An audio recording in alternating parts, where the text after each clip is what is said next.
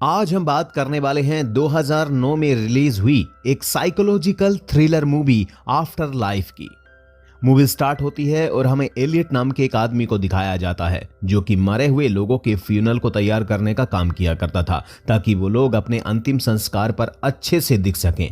जिस तरह एलियट उन डेड बॉडीज से बात करता था और उन्हें एक दोस्त की तरह प्यार से रेडी करता था, उससे हमें ये समझ आता है कि एलियट कई सालों से ये कर रहा है। एना जो कि एक प्राइमरी स्कूल की टीचर है और अपने बॉयफ्रेंड पॉल के साथ रहती है, इन तीनों की लाइफ एक दूसरे से कैसे जुड़ती है जब एना जिंदगी और मौत के बीच एक इंसिडेंट की वजह से फंस जाती है। इसके बाद हमें आगे दिखाया जाता है कि एना और पॉल इंटीमेट हो रहे होते हैं। अब पॉल तो इस चीज को एंजॉय कर रहा था लेकिन एना इसे बिल्कुल भी एंजॉय नहीं कर रही थी। पॉल एना से कहता है कि तुम्हारी प्रॉब्लम क्या है, लेकिन एना उसे कुछ भी नहीं बताती। एना एक प्राइमरी स्कूल में टीचर होती है और यहाँ पर एक जैक नाम के बच्चे से इसकी काफी अच्छी दोस्ती होती है, लेकिन जैक का व्यवहार काफी ज्यादा मिस्टीरियस होता है। आगे हमें दिखाया जाता है कि एना अपने स्कूल में काफी अजीबोगरीब चीजों को एक्सपीरियंस करती है। स्कूल खत्म होने के बाद में एना को अपने पियानो टीचर के फ्यूनल में जाना था और वो तभी यहाँ पर जैक को बाहर देखती है। एना उससे कहती है कि क्या मैं तुम्हें घर छोड़ दूं, लेकिन जैक उससे कहता है कि नहीं, मेरी माँ मुझे लेने आ रही है। अब इसके बाद एना मेडिकल पर पहुंचकर कुछ मेडिसिन लेती है और साथ ही वो एक पार्लर में जाकर अपने बालों को रेड कराती है और उसके बाद अपने पियानो टीचर के फ्यूनल में जाती है। और एना को यहाँ पर भी काफी अजीब फील हो रहा था, जैसे कि उसका पियानो टीचर सांस ले रहा हो। अब क्योंकि यहाँ पर एलियट भी होता है और वो एना को ऐसी अजीबोगरीब हरकतें करते हुए देख लेता है। शाम को एना का बॉयफ्रेंड पॉल उसे डिनर पर इनवाइट करता है और आज वो डिनर पर एक रिंग लेकर आया होता है क्योंकि वो एना को प्रपोज करने वाला था। पॉल यहाँ पर एना से कहता है कि मैं जल्द ही शिकागो जाने वाला हूँ। इसके बाद बातों ही बातों में इनमें दोनों की आपस में लड़ाई हो जाती है और एना पॉल की बातें सुने बिना यहाँ से चली जाती है। अब बाहर का मौसम काफी ज्यादा खराब होता है और एना अपनी चलती गाड़ी में अपना फोन निकालकर एक नंबर डायल करती है और तभी चारों तरफ अंधेरा छा जाता है, यानी कि अब एना का एक्सीडेंट हो चुका है। अब अगले सीन में हमें एलियट को दिखाया जाता है जिसके पास में एक नई बॉडी आई होती है और ये बॉडी किसी और की नहीं बल्कि खुद एना की ही होती है। एलियट एना के कपड़े एक कैंची से काटता है और उसके अंदर एना ने एक बहुत ही खूबसूरत रेड कलर की ड्रेस पहन रखी थी।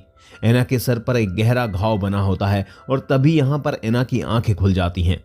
वो एलियट से पूछती है कि आखिर मैं कहां पर हूं, जिस पर एलियट उसे बताता है कि 8 घंटे पहले तुम्हारा एक्सीडेंट हुआ था और तुम मर चुकी हो। लेकिन यहाँ पर एना को यकीन नहीं हो रहा था कि वो मर चुकी है क्योंकि वो एलियट से बोल भी पा रही थी और उसे सुन भी पा रही थी।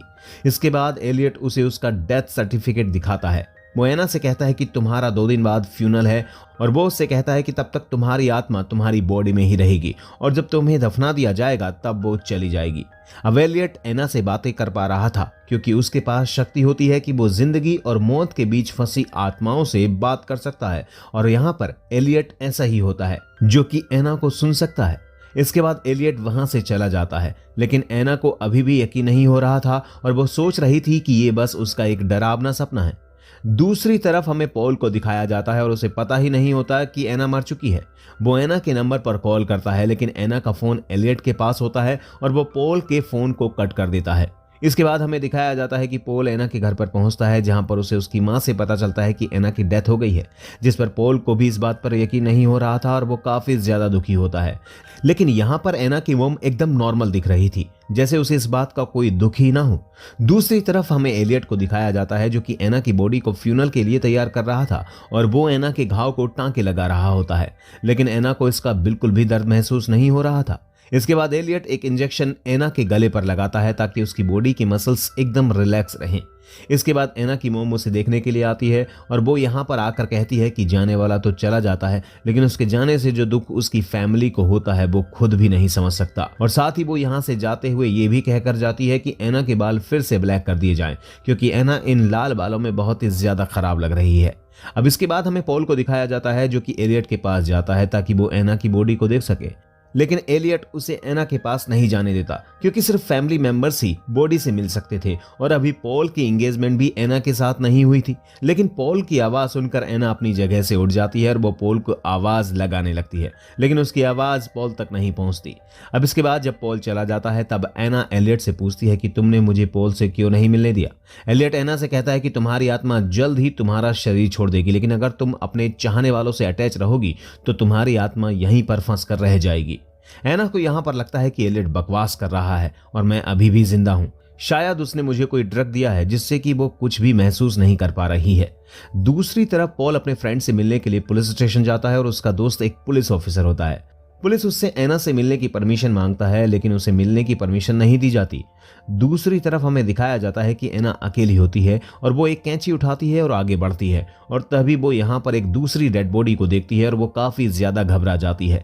इसके बाद वो एलियट के आने का इंतजार करती है ताकि वो उसके ऊपर हमला करके यहाँ से भाग जाए, लेकिन एलियट एना के हमले से बच जाता है और वो एना को फिर से बताने की कोशिश करता है कि वो मर चुकी है, लेकिन एना ये बात मानने के लिए तैयार ही नहीं थी क्योंकि उसकी अभी भी सांसें चल रही होती हैं। अब यहाँ पर रात में एना एक सपना देखती है जिसमें वो उसी डेड बॉडी को देख पा रही थी जो कि उसके बराबर में थी, लेकिन अब एना तो मर चुकी है तो फिर वो सपना कैसे देख सकती है। और उसके बाद यहाँ से उठती है और सभी को इधर उधर फेंक देती है और ये सीन यहीं पर खत्म हो जाता है। अगले सीन में हमें पॉल को दिखाया जाता है जिसे कि काफी अजीब सपना आता है जिसमें कि एना अपनी बॉडी से अपना दिल निकाले हुए थी और ये देखकर पॉल काफी ज्यादा डर जाता है। अब दूसरी तरफ हमें एलियट को दिखाया जाता है जो कि एना के पास होता है और वो अपनी कार में फ्यूल डलवाने के लिए जाने वाला होता है, लेकिन एना उसकी जेब से चुपके से रूम की चाबी निकाल लेती है और उसके बाद एना सीधे एलियट के ऑफिस में पहुंच जाती है जहां से वो पॉल को कॉल करती है और वो उसे बताती है कि मैं अभी तक जिंदा हूं। लेकिन पॉल को लग रहा था कि कोई एना बनकर उसके साथ मजाक कर रहा है और इसलिए वो फोन को कट कर देता है। अब इस चीज से एना काफी ज्यादा गुस्सा होती है और तभी यहाँ पर एलियट भी पहुंच जाता है। एलियट एना को आईने में दिखाता है और वो उससे कहता है कि देखो तुम मर चुकी हो और तुम्हारे लिए अच्छा यही होगा कि तुम सब कुछ भूलकर अपनी मौत को स्वीकार करो। लेकिन एना नोटिस करती है कि उसकी सांसों से आईने पर भाप जम चुकी है जिसे कि एलियट चुपके से साफ कर देता है। अब यहाँ पर नीचे एना का वही फेवरेट स्टूडेंट जैक खड़ा होता है और वो यहाँ पर एना को देख लेता है। एना अब ये बात मान लेती है कि वो मर चुकी है, इसलिए वो एलियट का साथ दे रही थी। आगे एलियट एना के रेड बालों को फिर से ब्लैक कर देता है। अब इसके बाद एना सपने में पॉल को देखती है, लेकिन वहां पर एलियट होता है। अब एना एलियट से पूछती है कि क्या मेरी मॉम मेरी डेथ पर रोई थी, जिस पर एलियट एना को बताता है कि तुम्हारी माँ तुम्हारी डेथ पर बिल्कुल भी नहीं रोई। इसके बाद एना एलियट से पूछती है कि क्या पॉल मेरी डेथ पर रोया था, लेकिन यहाँ पर एलियट उससे झूठ कह देता है कि पॉल भी नहीं रोया था। और अब ये बात सुनने के बाद एना बहुत ज्यादा दुखी होती है और इसके बाद एलियट उसे एक ड्रग का इंजेक्शन दे देता है। दूसरी तरफ पॉल एना के स्कूल में पहुंचता है जहां पर वो उसकी चीजें लेने के लिए गया था। स्कूल में उसे जैक मिलता है जो कि पॉल को बता देता है कि उसने एना को फ्यूनरल होम में रेड ड्रेस में खड़ा हुआ देखा था, लेकिन पॉल को ये बातें सारी बकवास लगती हैं और वो उल्टा जैक को ही एक थप्पड़ मार देता है, जिस पर उसे बाद में काफी ज्यादा अफसोस भी होता है। एना के पास एक नई बॉडी आती है जो कि एक पुलिस ऑफिसर के भाई की है। वो पुलिस ऑफिसर एना की बॉडी को हिलते हुए देख लेता है, पर जब वो एना की हार्ट बीट चेक करता है तो सोचता है कि उसका ये भ्रम था।